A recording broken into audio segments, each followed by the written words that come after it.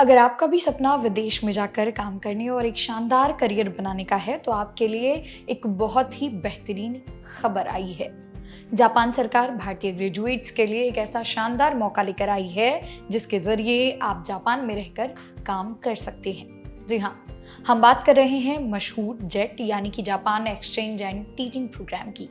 जापानी दूतावास ने हाल ही में 2026 के जेट प्रोग्राम के तहत चुने गए भारतीय युवाओं के पहले जत्थे को जापान रवाना किया है, जिसमें असिस्टेंट लैंग्वेज टीचर्स और कोऑर्डिनेटर्स शामिल हैं। आइए जानते हैं क्या है ये प्रोग्राम, इसके लिए योग्यता क्या है और आप वहां क्या काम करेंगे। जापानी सरकार साल 1987 से ही इस खास जेट प्रोग्राम को लगातार चला रही है। इस प्रोग्राम का मुख्य मकसद दुनिया भर के युवाओं को जापान के अलग अलग इलाकों में भेजकर सांस्कृतिक आदान प्रदान करना और जमीनी स्तर पर इंटरनेशनल समझ को मजबूत करना है। मौजूदा समय में जापान के लगभग 1000 लोकल पब्लिक ऑर्गेनाइजेशंस यानी स्थानीय सरकारी संगठन इसके तहत युवाओं को नौकरियां देते हैं। इसमें 46 प्रांत और 18 बड़े नामित शहर भी शामिल हैं। हाल ही में चुने गए दल में 22 असिस्टेंट लैंग्वेज टीचर्स और 4 कोऑर्डिनेटर फॉर इंटरनेशनल रिलेशंस को जापान भेजा गया है। अब सवाल ये आता है कि इस प्रोग्राम के लिए कौन कौन आवेदन कर सकता है और शर्तें क्या हैं। आपको बता दें कि आवेदक का किसी भी मान्यता प्राप्त संस्थान से ग्रेजुएट होना अनिवार्य है। आवेदक का भारतीय नागरिक होना जरूरी है, जिससे साबित करने के लिए भारतीय पासपोर्ट होना चाहिए। उम्मीदवार की अंग्रेजी में कम्युनिकेशन स्किल बेहतरीन होनी चाहिए, जापान की संस्कृति में रुचि होनी चाहिए और वह विदेश में रहकर काम करने के लिए मानसिक रूप से तैयार होना चाहिए। अगर आप असिस्टेंट लैंग्वेज टीचर बनना चाहते हैं तो जापानी भाषा जानना अनिवार्य है।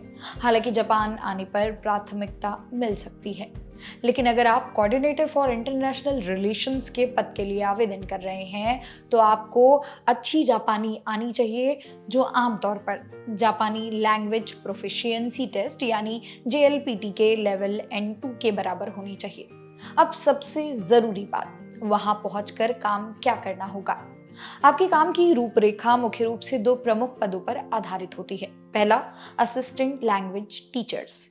इन शिक्षकों को जापान के प्राइमरी, जूनियर हाई और सीनियर हाई स्कूलों में तैनात किया जाता है।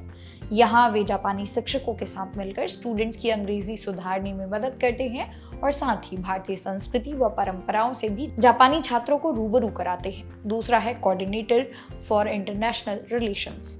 इन पदों पर चुने गए युवाओं को स्थानीय सरकारों के साथ मिलकर काम करना होता है। उनका काम अनुवाद यानी कि ट्रांसलेशन, इंटरप्रिटेशन, अंतर्राष्ट्रीय एक्सचेंज प्रोग्राम और पर्यटन से जुड़े विकास कार्यों में मदद करना होता है। तो दोस्तों, जापान सरकार का ये जेट प्रोग्राम भारतीय युवाओं के लिए ग्लोबल एक्सपोजर पाने का एक सुनहरा मौका है। अगर आप भी इस तरह के इंटरनेशनल करियर अपॉर्चुनिटीज की तलाश में हैं, तो जापानी दूतावास की आधिकारिक वेबसाइट पर जाकर इसके बारे में पूरी जानकारी ले सकते हैं। आपको ये जानकारी कैसी लगी, हमें नीचे कमेंट बॉक्स में ज़रूर बताइएगा। अगर वीडियो पसंद आई हो तो लाइक और शेयर करें। मेरा नाम है मोनाली पांडे, मिलते हैं अगले वीडियो में।